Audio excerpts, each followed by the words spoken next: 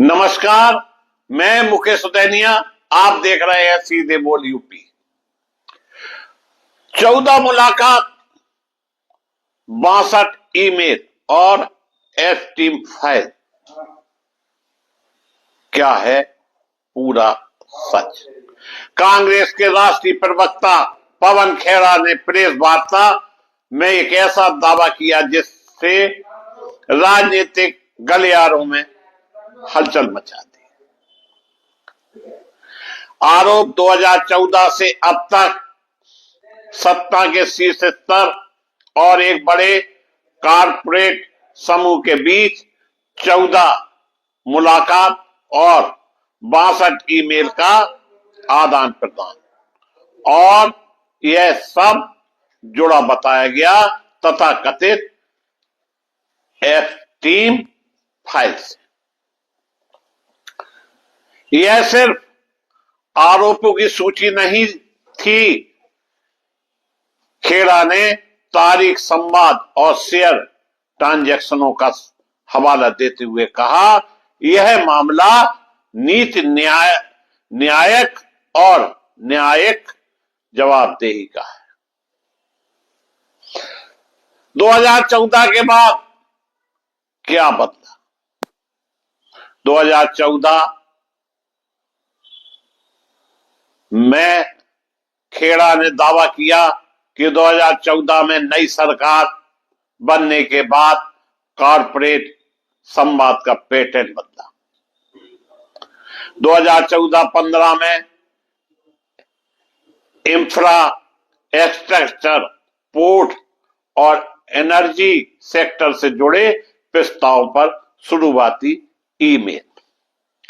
2016-17 में बड़े प्रोजेक्ट्स को मंजूरी, विदेशी निवेश और विस्तार योजनाओं का तेज संवाद। 2018-19 में शेयर बाजार में असाधारण उछाल के साथ कथित तौर पर ईमेल ट्रैफिक बढ़ा।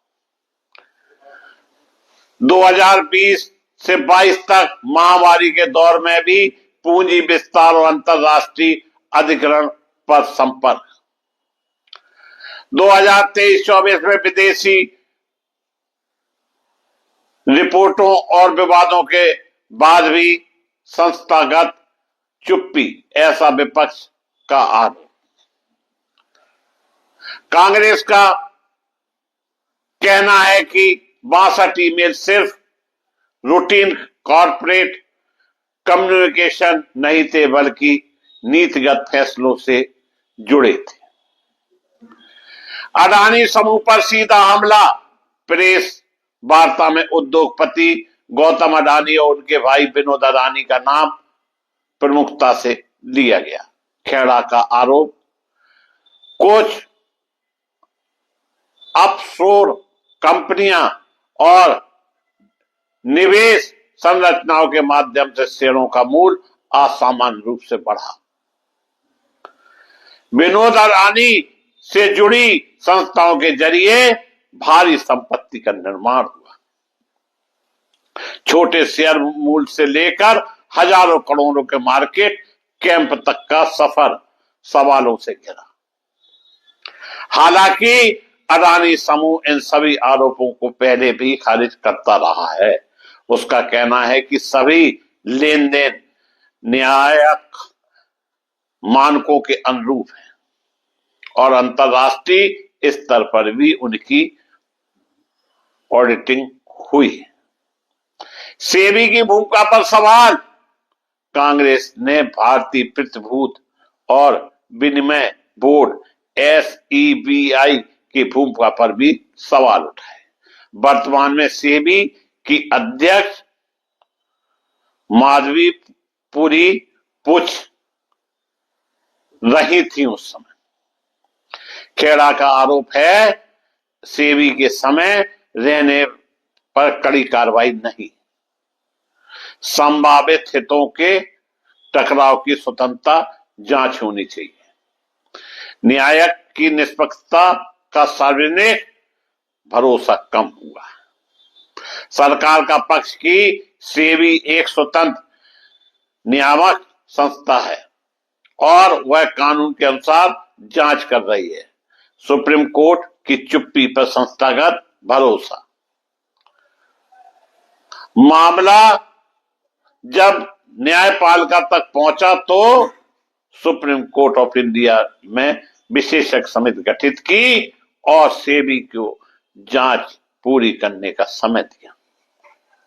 विपक्ष का आरोप, सुप्रीम कोर्ट ने सीधे हस्तक्षेप नहीं किया। सरकार का जवाब, अदालत में संस्थागत प्रतिक्रिया पर भरोसा जताया। सवाल यह है कि क्या न्यायिक निगरानी से पूरी पारदर्शिता आई या अभी भी कई तथ्य सामने आने बाकी है। शेयर बाजार पर असर, जब विदेशी रिपोर्टों में अडानी समूह पर सवाल उठे तब शेयर में भारी गिरावट आई। लाखों निवेशक की पूंजी प्रभावित हुई, फिर धीरे धीरे रिकवरी भी देखी गई।